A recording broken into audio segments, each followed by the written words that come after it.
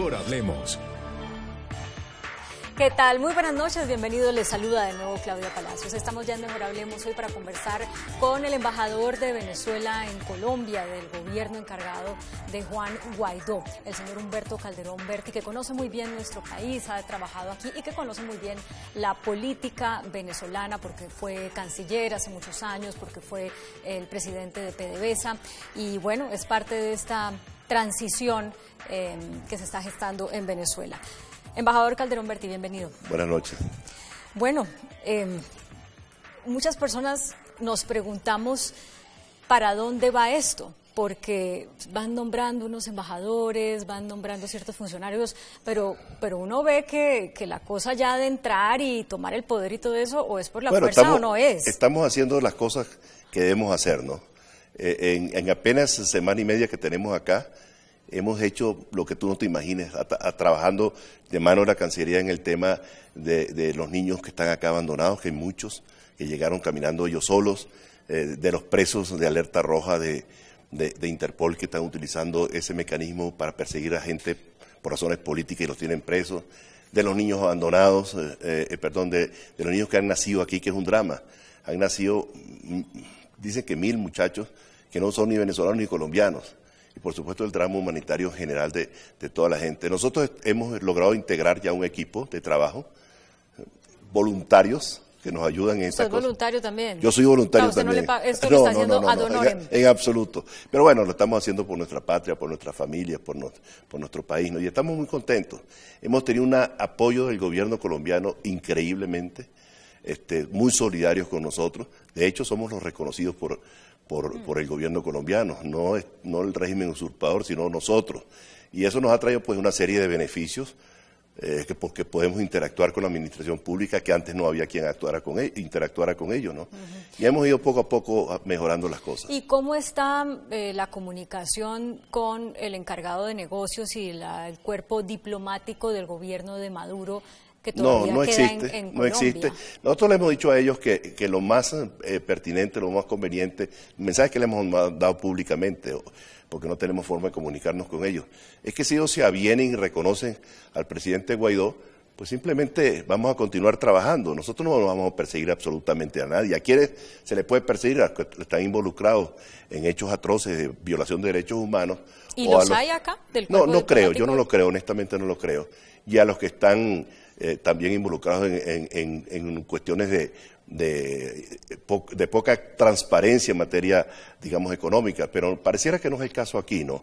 De manera tal de que yo creo que ojalá y se pueda producir una transición adecuada. ¿Pero han recibido respuesta de ellos por esas declaraciones públicas que usted ha hecho? No, hasta ahora no. Yo lo que he dicho, y me parece que es lo pertinente y que es lo que yo debo hacer, que nosotros no vamos a hacer absolutamente nada que no esté aprobado y de la mano de la Cancillería del gobierno colombiano. Embajador, pero ¿qué puede hacer usted exactamente? Usted representa una embajada y las embajadas se encargan de cosas distintas a los consulados. Los consulados son los que prestan, digamos, esa atención a los migrantes, en fin. O sea, ¿usted está haciendo como una doble función, embajador-cónsul, sí, o qué? No, embajador. Es decir, las relaciones políticas, por ejemplo, con el gobierno colombiano somos nosotros. El reconocimiento es con nosotros. Las relaciones con el resto de las misiones es con nosotros. Ya no hay ningún contacto de los distintos embajadores que están aquí, de América o de la Unión Europea o de todas partes del mundo, es a través de nosotros. El que quiera tener algún género de comunicación con Venezuela es a través de la embajada. Perdón, ya que menciona la Unión Europea, pero es que la Unión Europea no ha reconocido todavía al gobierno de Guaidó. Bueno, hay dos cosas allí y una cosa bien extraña. Y es una cosa bien extraña, Claudia. Es decir, los gobiernos europeos casi todos han reconocido al presidente Guaidó y la Unión Europea anda por su lado, que no debería ser. ¿Pero usted se ha hablado con la embajadora en Colombia, de la Unión Europea en Colombia? No, porque apenas estoy llegando, ¿no? Entonces, el tiempo es mucho que demanda todas esas cosas, ¿no? Pero sí he tenido mucho contacto con mucha gente, con embajadores de otros países. Hasta ahora nos hemos concentrado muchísimo con el Ministerio de Relaciones Exteriores para poder atender lo que son los problemas de la gente. Claro, pero a eso iba, a los problemas de la gente. Eso generalmente lo hacen los consulados. Algunos. Y emiten las visas y los pasaportes, los renuevan, ese tipo de cosas. ¿Quién las está haciendo para los venezolanos? Bueno, teóricamente lo está haciendo el régimen usurpador, pero estamos buscando mecanismos mediante los cuales nosotros podamos asumir eso. Claro, es una tarea titánica porque hay 1,5 millones de venezolanos, ¿no? cosa que no es fácil. O se dice muy fácil, pero, por ejemplo, Alemania, yo no sé si sabes, que con la crisis de Siria y el Subsahara entraron, pero básicamente de Siria, 500.000 de personas. Bueno, y Alemania es la tercera economía del mundo. Colombia, con sus carencias que las tiene, de salud, de educación, de trabajo, de vivienda, bueno, ha aceptado 1,5 millones de venezolanos. Eso es demasiado. Yo creo que no ha habido país en el mundo más solidario con Venezuela que Colombia. Y esto va a tener un impacto muy grande en las relaciones futuras entre nuestros dos países. Eso quería saber, ¿en qué sentido? Porque digamos que los colombianos, siempre se dice, y sobre todo en esta crisis, los colombianos tenemos como una deuda de honor con los venezolanos que recibieron allá una gran cantidad de colombianos hace 30, 40 años. Ahora se invierten los papeles, Colombia está haciendo su trabajo, parece que lo mejor que se puede. ¿Cómo va a revertir eso en las relaciones entre los países? Nosotros hemos tenido en Venezuela en un momento determinado más o menos 2,5 millones, 3 millones de colombianos. Pero llegaron en 25 años, Claudia. Aquí llegaron en 2 años o menos de 2 años 1,5 millones. Entonces no es lo mismo, no es comparable. El esfuerzo que nosotros tuvimos que hacer en un país con un crecimiento económico de 6% por año, frente a lo que ha tenido que hacer Colombia, pues no tiene parangón. Creciendo al 3%. Pero es que le llegaron 1,5 millones en año y medio, 2 años, ¿no? Entonces el esfuerzo ha sido muy grande para Colombia. Pero esto va a marcar mucho y positivamente a la gente. Eso es lo que quiero saber, digamos, de alguna manera que puede el gobierno Guaidó, o que el que resulte elegido después de que haya elecciones, que es lo que se espera, ¿qué puede esperar Colombia de ese gobierno? Yo creo que 2 cosas, Claudia. En primer lugar, yo creo que esto que ha ocurrido, la forma generosa, solidaria como Colombia se ha portado con nuestra gente, es algo que va a cambiar mucho la mentalidad del venezolano frente a Colombia. Acuérdate que la historia siempre, los países limítrofes, pues siempre tienen sus problemas y sus roces y sus cosas. Pero esto va a significar un quiebre en positivo para mejorar las relaciones entre ambos países. Acuérdate que Venezuela fue país receptor muchos años. Entonces, ahora no. Ahora es un país que exporta mucha gente y entonces tenemos que agradecer eso que han hecho con nosotros. Y en segundo lugar, ¿cuál es el país que más se va a beneficiar con un cambio político venezolano? Pero usted dice en materia de negocios, de imposibilidades de todo, claro, de inversión. de negocios y de calidad de vida para la gente, porque lo que puede ir de aquí para allá no va solo, ¿no? Alimentos, por ejemplo, sector agropecuario, sector industrial. Acuérdate que Venezuela es un país que está destruido, Claudia. La infraestructura venezolana ha sido tremendamente afectada, ¿me entiendes? Todo lo que es la agroindustria hay que rehacerla. La parte de servicios, hospitales, escuelas, todo lo que es el servicio eléctrico, por ejemplo. El sistema eléctrico de termogeneración está sumamente deteriorado, la transmisión está deteriorada.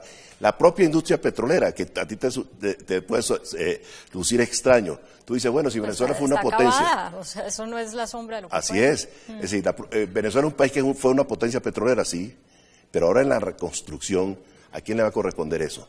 A empresas petroleras privadas. Y Colombia tiene un know-how, un conocimiento muy importante en el manejo. No es lo mismo manejar una empresa de 3 millones de barriles, y yo te lo digo porque yo lo hice, que manejar una empresa que produzca 15 o 20.000 barriles. Esto último es mucho más complicado, mucho más difícil, porque tú tienes que ir a cuidar el centavo, ¿me entiendes? Entonces nosotros que tenemos cantidad de pozos o de campos pequeños, bueno, Colombia tiene una gran oportunidad de participar activamente en la recuperación de la producción en esa zona, ¿no? Y las refinerías nuestras están todas en el suelo. Bueno, embajador, ¿cuándo va a pasar eso? Vuelvo a mi primera pregunta. Está esta gran expectativa. El presidente Duque llegó un día a decir, hace ya como 3 semanas, en cuestión de horas se acaba la dictadura. Después dijo que días. Después el embajador de Colombia en Washington dijo que el que creyera que eso era de un día para otro tampoco, que eso tardaba un tiempo. Y todo el mundo pregunta, ¿cuánto tiempo? Yo creo que hay hitos importantes. Yo creo que este fin de semana que viene es un hito.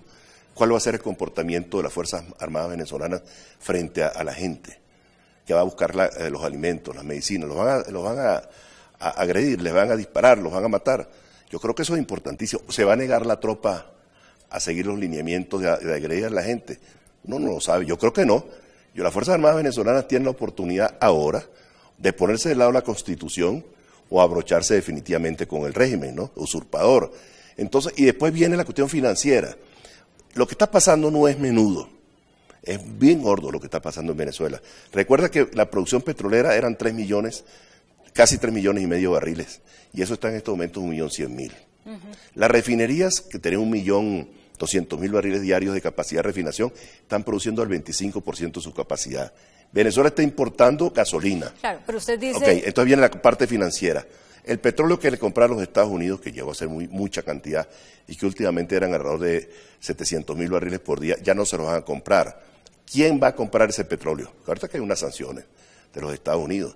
Entonces dirán, bueno, van al Lejano Oriente. ¿Qué país del Lejano Oriente se va a enfrentar a Estados Unidos adquiriendo petróleo venezolano? Por otra parte, ¿qué compañía que se encargue de mercadear ese petróleo lo va a hacer impunemente sin que sea afectado por las sanciones? ¿Ustedes confían en que va a haber una asfixia del régimen por cuenta de que no van a poder ya vender ni la última gota de petróleo y que al mismo tiempo los militares van a ir cediendo y van a decir no nos podemos alinear con Maduro y no vamos a matar a la gente por no dejar una ayuda humanitaria? Así es. O sea que si uno pone eso en términos de tiempo, estamos hablando de... Uno no sabe. ¿Un mes?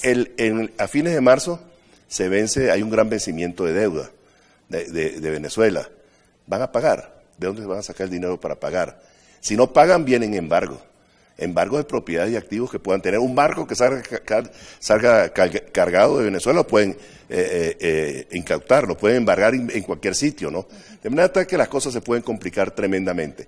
Y los países que están apostando al régimen usurpador de Maduro, ¿quiénes son? Bueno, los eternos vivianes que existen en la región, que viven siempre de alguien, como los cubanos, pero Rusia y China, que sí son importantes, tienen que poner en su radar el hecho de que Venezuela, si no puede vender petróleo, o si lo vende mucho más barato porque el flete se los va a comer y porque los intermediarios van a llevarse su tajada, pues tampoco van a cobrar lo que han prestado. Y eso lo tiene que valorar.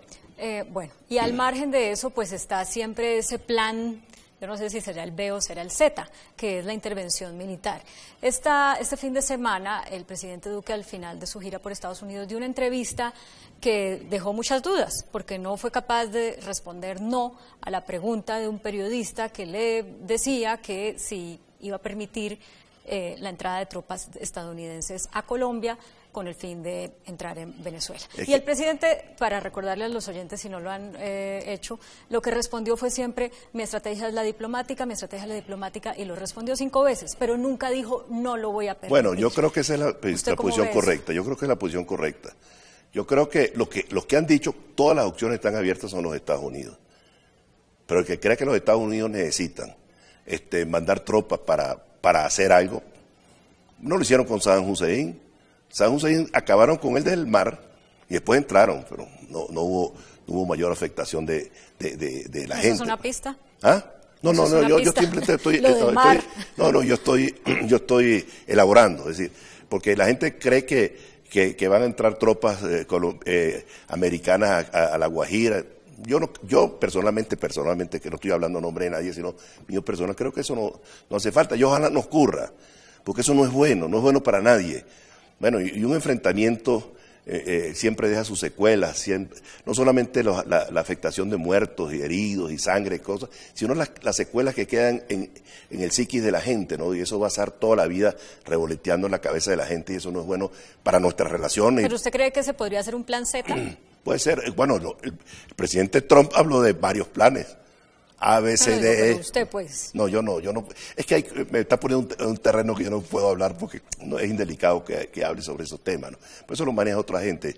Mi función aquí es mi función estrictamente diplomática y de relaciones con el gobierno y con la comunidad. Hace unos días estábamos entrevistando a uno de los venezolanos, por cierto, amigo de Loren Sale, que ahorita quiero que hablemos de ese caso, que también estuvo preso en Venezuela, fue deportado al Perú, ahorita regresó a Colombia, y él hablaba de que aquí hay un grupo de militares venezolanos que incluso en algún momento apoyaron a Chávez en sus comienzos, que estarían dispuestos, digamos, a apoyar.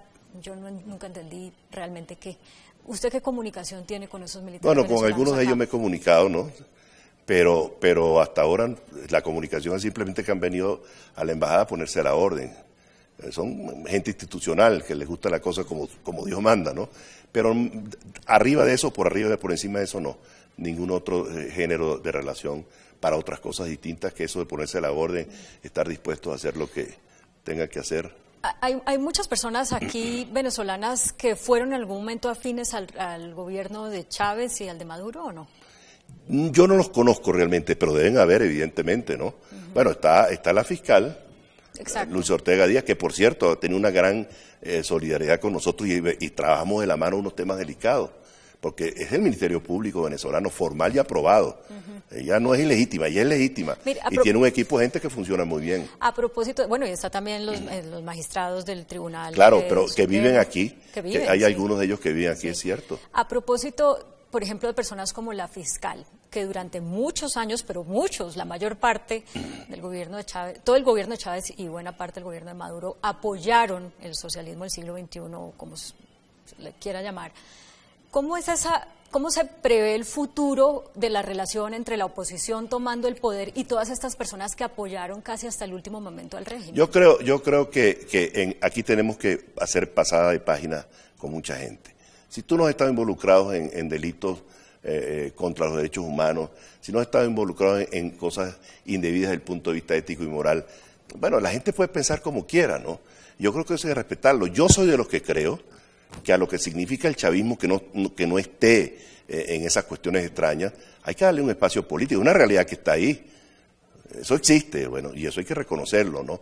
Ahora, evidentemente, en un gobierno de transición, el chavismo va a participar, yo no lo sé. Yo creo que es complicadito que la gente que es responsable de lo que ocurrió continúe ahí, ¿no? Pero bueno, hay que esperar que llegar allí para ver cómo se maneja ese tema, que es bastante delicado, por cierto. Embajador, tengo que hacer una pausa para comerciales, pero cuando regresemos quiero que conversemos sobre esto que está dando hoy específicamente mucho de qué hablar. Regresó el señor Loren Saleh, que fue deportado por el gobierno Santos en su momento, y hay varios congresistas, entre ellos un congresista de la izquierda que se llama Iván Cepeda, que está diciendo por qué entonces el gobierno Duque expulsó hace unos días al señor Pino por la misma relación que el gobierno Santos expulsó a Saleh, y a Saleh ahorita lo recibe con los brazos abiertos y al señor Pino lo pone en dificultades. De eso quiero que hablemos cuando regresemos. A lo mejor hablemos, ya volvemos. Estamos hablando con el embajador de Venezuela en Colombia, del gobierno del presidente encargado Juan Guaidó, el señor Humberto Calderón Berti. Le había dicho antes de ir a comerciales, embajador, que habláramos del caso Loren Saleh y del caso Carlos Pino, porque están diciendo, pero ¿cómo es posible que si los dos, uno según el gobierno Santos y otro según el gobierno Duque, son una amenaza para la seguridad de Colombia, a Saleh se le vuelva a recibir cuando la sanción era de 10 años y a Pino lo saquen? Lo primero que tengo que decir es que yo no formé parte ni del gobierno del presidente Santos ni formo parte del gobierno del presidente Duque, ¿no? Sus razones tendrían. Claro, pero le pregunto porque son venezolanos. Claro, son venezolanos, hasta donde yo sé y me han informado, pues lo de Loren Saleh, que por cierto lo conozco, fue manejado a niveles estrictamente administrativos sin conocimiento del presidente Santos. Esa es la información que yo tengo y de primera fuente. El otro caso, tengo entendido que la acusación que hicieron, es que tenía contactos con grupos irregulares colombianos y que los servicios de inteligencia de Colombia lo venían siguiendo hacía tiempo, y esa fue la razón que motivó la expulsión de acá. Del señor Carlos Pino. Sí. O sea, lo de Saleh fue una equivocación y ni siquiera le consultaron a Santos para eso es lo que me han dicho a mí, es la información que yo tengo. ¿Y usted que lo conoce, qué piensa? ¿Que conozco a quién? A Saleh. Yo ese tema no lo he tocado con él, lo he tocado con el presidente Santos. ¿Con el presidente Santos? Sí. O sea, él fue el que le dijo a usted que él no sabía. Sí, así es. Ajá. Él me dijo que él está totalmente al margen, que se enteró posteriormente de ese hecho. ¿Hace cuánto habló con el presidente sobre eso? 2 días. ¿Con el presidente Santos? Sí. Ajá. Es mi amigo personal. Ya. ¿Y qué más le dijo del tema? Bueno, no, pues ya que... ese tema la verdad fue que lo tocamos tangencialmente, ¿no? Ajá. Nosotros hemos tenido, afortunadamente, Claudia, la solidaridad de los gobiernos colombianos y de los grandes líderes políticos colombianos. El presidente Santos fue solidario con nosotros en su gestión. La gran migración empezó con el presidente Santos, ¿no? El presidente Duque, el ministro Holmes ha sido extraordinariamente solidario con nosotros. Pues no se diga el presidente Uribe, con quien mantenemos estrechas relaciones, contactos. No yo, la oposición en general. Andrés Pastrana, hasta Venezuela ha ido en varias oportunidades. ¿Me entiendes? De manera tal de que nosotros tratamos de mantener buenas relaciones con todos los segmentos políticos colombianos, y yo no tengo ningún inconveniente y voy a tratar en los próximos días de hablar con los dirigentes de la izquierda, ¿no? Porque es mi responsabilidad. ¿Ya están en contacto con ellos? No, pero voy a tratar de estar, porque tengo poco tiempo acá, de estar, porque yo tengo que hablar con todo el mundo. Así como con los venezolanos que están aquí. Hay celos, hay desconfianza entre unos grupos y otros. Yo represento aquí a todos, Claudia. Ahora que usted dice que es amigo personal del presidente Santos, fíjese, la pregunta la tenía acá y no sabía si hacerla o si nos iba a quedar tiempo o no, pero ahora me parece muy importante. Se criticó mucho a Santos porque mientras Chávez apoyó el proceso de paz y mientras Maduro también lo apoyó, Santos guardó silencio sobre lo que ya en muchas partes del mundo se llamaba dictadura venezolana. Y una vez firmó su papelito del acuerdo de paz, cambió esa postura respecto al gobierno de Maduro. Bueno, yo quisiera conocer su opinión sobre eso, ya que usted lo conoce. Mira, sí, bueno, yo conozco también al presidente Duque, ¿no? Es que ser jefe de Estado, Claudio, no es una cosa fácil, ¿no? Ser jefe de Estado de un país limítrofe con una dictadura no es una cosa fácil. La gente a veces interpreta silencios o interpreta gestos como solidaridad con el régimen que estaba allá, y no es así. ¿A ti te parece, que tú eres colombiana, que el presidente Santos podría haber tenido identidad ideológica con Chávez? No, él mismo decía eso, Bueno, pues, a ver, no podemos ser más diferentes. Bueno, son distintos, y yo creo que tuvo que hacerlo por ustedes, ¿me entiendes? Porque no, ¿qué podía hacer? La relación tenía que ser una relación así, partiendo de que Chávez quería un modelo fracasado, que es la verdad, y el presidente Santos tiene una manera distinta de pensar. Ahora, cuando el presidente Duque accede al poder, se encuentra con una situación insostenible realmente de relaciones con Venezuela, porque resulta que Maduro no tiene ningún empacho en insultar y en descalificar a la gente de una manera bastante grosera y bastante ordinaria, ¿no? Entonces yo creo que es complicado. Chávez era un poco distinto porque como buen caribeño era simpaticón y sobador y cosas por el estilo. Este es mucho más agresivo, o menos inteligente, diría yo, que al final del día pues eso también afecta también las relaciones, ¿no? Pero digamos, sería equivocado decir que en Venezuela las cosas se empeoraron de alguna manera, aunque fuera tangencialmente, porque el presidente Santos, siendo el del país vecino, fronterizo, se demoró en llamarle dictadura o en rechazar. Bueno, a lo mejor públicamente, pero en privado yo creo que no tanto, no tanto. O sea, en otras palabras, no culparían los venezolanos la oposición. Bueno, hay gente que sí, pues sí, claro, Santos pues claro que sí, hay gente que ha dado oxígeno al gobierno. Hay gente que cree eso que tú estás diciendo. Y yo te puedo decir que yo tengo constancia de que el comportamiento era bastante diferente. Ya.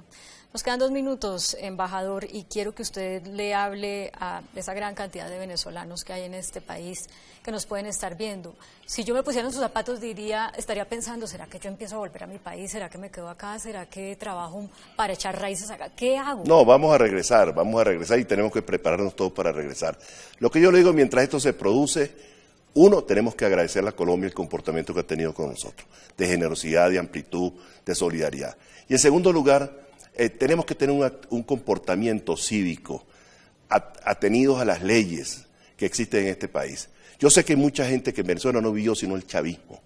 Los que tengan menos de 30 años no han vivido sino el chavismo, que es la anarquía, que es el irrespeto al estamento legal, etcétera. Aquí no, aquí hay que respetar las leyes, hay que tener un comportamiento cívico, porque de paso nos han atendido, nos han brindado la solidaridad. Entonces a veces hay comportamientos reñidos con las buenas costumbres, y eso no debe ser, porque eso de paso genera también un sentimiento de xenofobia de ciertos segmentos de la sociedad, que no son la mayoría, afortunadamente. La gran mayoría del pueblo colombiano está en una actitud muy solidaria, pero hay que evitar que exista la otra percepción que es inconveniente para todos nosotros. ¿Va a ir al concierto? Voy a ir a lo de la frontera, sí, a lo de tienditas, pero es que como el gobierno... Bueno, también no soy muy aficionado a la música, pero de todas maneras me acercaré a ver qué tal. Bueno, embajador de Venezuela en Colombia, Humberto Calderón Berti, muchas gracias por acompañarnos. A ti, encantado. A ustedes también, muchas gracias por acompañarnos. Los dejamos como siempre con el adelanto de las caricaturas que serán publicadas mañana en El Tiempo Impreso y en eltiempo.com. Que tengan feliz descanso.